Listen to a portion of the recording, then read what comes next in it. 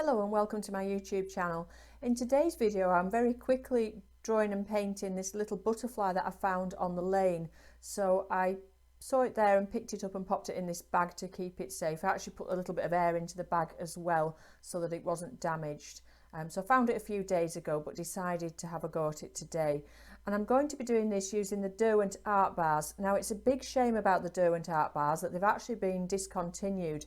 So I've had this set for a while and I really like them. I don't know why they've discontinued them. They're lovely colours, they're really nice to work with, and they're lovely to work with wet in wet. So I'm just using them by dipping my brush in some water and taking a little bit of colour straight off the stick and not actually mixing the colours, allowing the colours to mix on the paper. And you'll notice that I'm doing the painting first. The reason for this is I really think it frees you up if you just add your colour first. Just think about where the colours are, look at where you see each colour and don't concentrate on anything else. Don't really think too much about your drawing.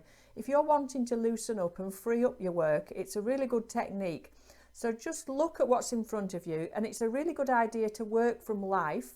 That's why I'm doing this little butterfly. If you've got the object in front of you, it's much better than working from a photograph. You get a much more dynamic picture in the end. Just look at where the colours are and just place the colours using your brush. And you can do this with watercolour, you could do it with anything you like. And then afterwards do the drawing on top and you'll find that you become a lot looser.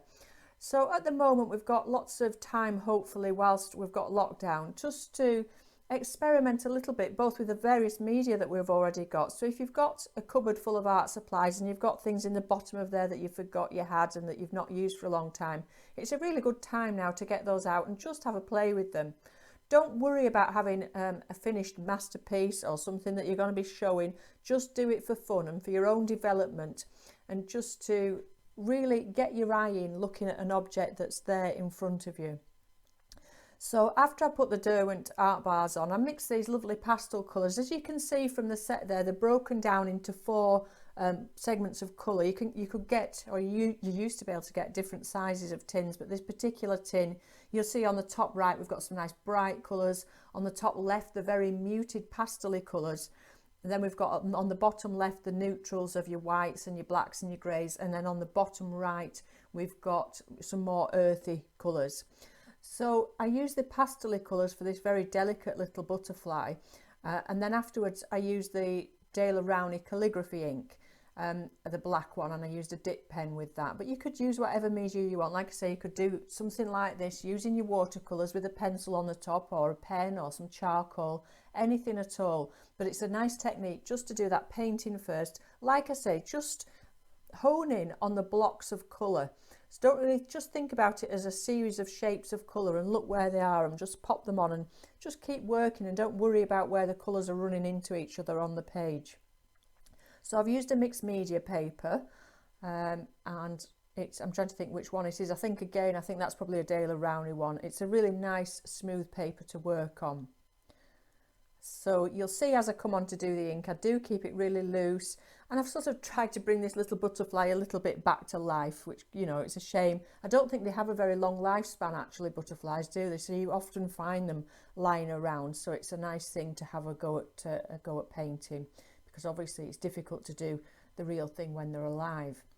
So, and you could also do this with some flowers, anything at all. And just keep adding that paint wet into wet and letting those colours flow together, and you'll find you get a really fun dynamic picture at the end of it. And again, don't worry about showing it to anybody else. It's for your own development and you'll learn a lot. And at the end, don't feel like you have to be hard and fast to the actual painting that you've done. If your painting's gone a little bit awry and it's not quite right with the actual drawing and the shape of the object, you can alter that with your pen or your pencil, whatever you do, on the top of it afterwards. And this is a really good thing about mixed media, is we can correct mistakes, and actually these art bars, the white one, is very good at covering up, so we can always correct mistakes. So don't, if you make a little mistake, think, right, I've got to start again, I'm going to throw this away. Just keep plodding on and cover it up later on, and you'll learn a lot more that way, and you'll develop a lot more quickly, and you'll find that you get that freedom and that loose feel in the pictures that you do. So I hope that has helped you. That's a very quick little video today. I just thought it was something nice and fresh and fun to do with this little object that I'd found, this poor little butterfly. Okay, so thank you for joining me, and I'll be back again next week with another video tutorial or demonstration. Bye bye for now.